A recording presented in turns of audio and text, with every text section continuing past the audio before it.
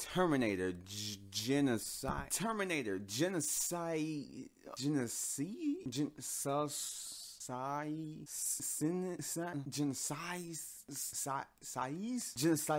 Man, forget it. Terminator 5. And of course, this is the 5th installment of the Terminator franchise, which is continuing the storyline of the first film set in place, somewhat. But decently enough, it does make some connections. And with those connections, a lot of them are hit and miss, if you have been paying attention to the films prior. And for those who don't know the storyline, here go a quick run through. In the future, machines have taken over the Earth. And the one possible threat to their survival is a guy named John Connor. So to eliminate this threat, they send back a T-800, which is Arnold's character, the Terminator. That was bad. To kill his mother so that he's not born to where he won't be a threat anymore. But John Connor also counters by sending the guy Kyle Reese to protect his mother, which in turn ends up being his father. And from those events, it sets up the storyline leading up to now. Terminator Genesys.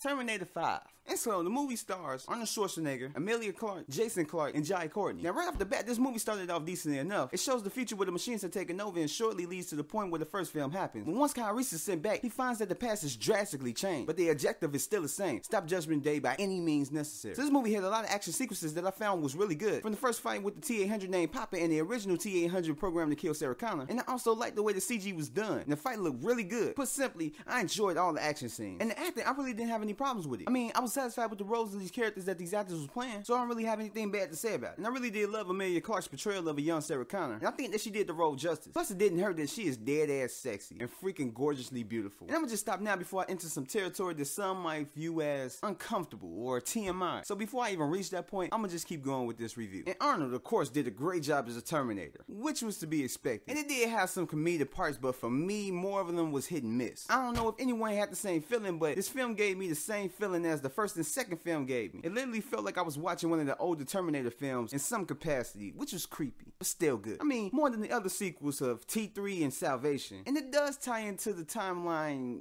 decently, which brings me to the connection of the storyline. It had a lot of plot holes. Certain things didn't match up with the other films, and it wasn't explained either. The storyline was changed dramatically, and it was pretty interesting, but at the same time, it was still confusing. But it's dealing in paradoxes, so I can't expect it to be completely understandable. Now we reach the spoiler territory part of this video. And for those who haven't seen the film yet, fast forward to this point of the video, so you won't be spoiled by anything that I'm about to say. And I'm gonna give you time. 1, 2, 3.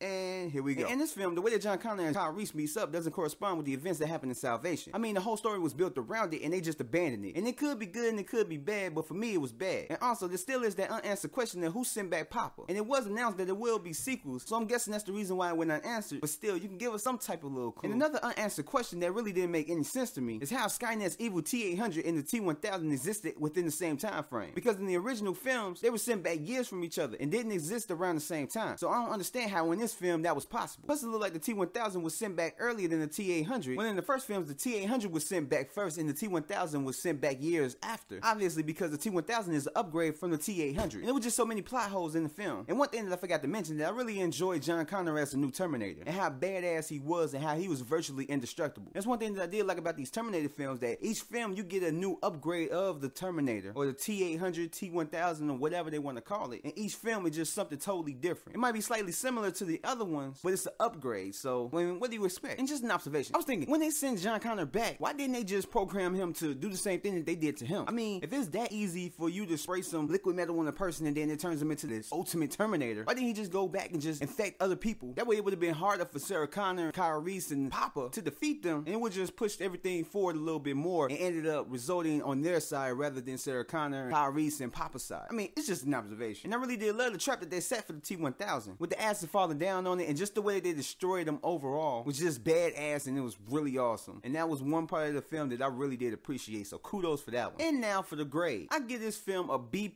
simply because I thought it was a really good film. Even though it did have a lot of plot holes, I had a lot of fun watching this film. And if you like an action film, just like any other films that came out this year, Avengers, Mad Max, Furious 7, you're gonna enjoy this film, especially if you like the other. You're not probably gonna like it as much, but you're gonna enjoy it nonetheless. And with that said, I'd like to thank you guys for checking out this Take 1 review of Terminator Genesys, and I hope you enjoyed it. And if you like this video, hit like, subscribe, comment, and share, and there will be more videos to come, so I'll catch you later until next time. And while you're waiting until next time, please check out my other videos on my channel, A Creative Mind's Journey. I got reviews, spoilers, and I have my thoughts on certain movie news, and there will be more different kind of concepts coming soon. And I really hope that y'all enjoy these videos, and I hope y'all will enjoy what I'm going to do in the future. So keep them views coming in, and I'll just keep delivering these videos. Thanks.